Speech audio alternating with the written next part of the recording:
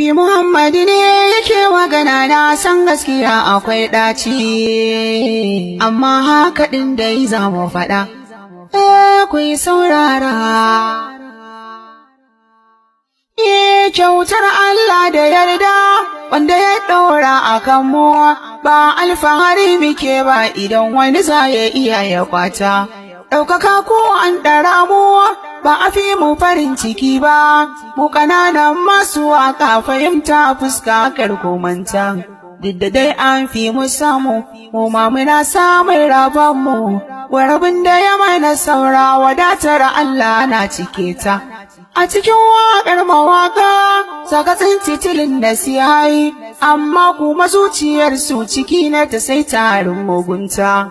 Ba zan sha yin faɗa ba, mai ganin ba a kai ya shi ba, a cikin yaran ka ga tambaya kwaya da wani ka ‘yanta.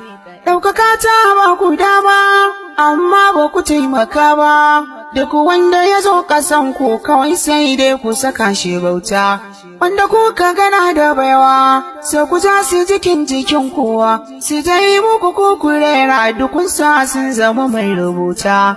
Maimakon ku yi taimakon mu biya mu ma a san mu, a ku burin ku yi sama to sama dai ba mai kureta.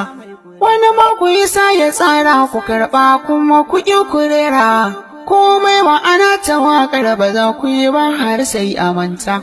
Allah ya ba ku girma, an san ku guri da dama, sanadin ƙauna wa ‘yansu su ba ku kuɗi su yi ba ku mota. Kowa daga na jikin shi yake gane halin shi, yayi suna ya kuɗi bai iya yayiwa da ƙasansa kyauta.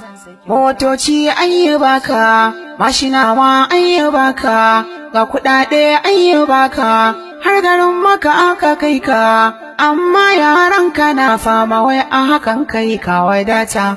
Menene ba ta samu, yaranka suna ababuwa, masu ma wahala ba kai musu ba balle kai wa abuta. Lalle kalamai na za su yi wa rai ɗaci, ga mai halin danne wani koko zalunci. Ayya ya ka zo ƙaramin mawaƙi, haƙuri ka rike shi aiki.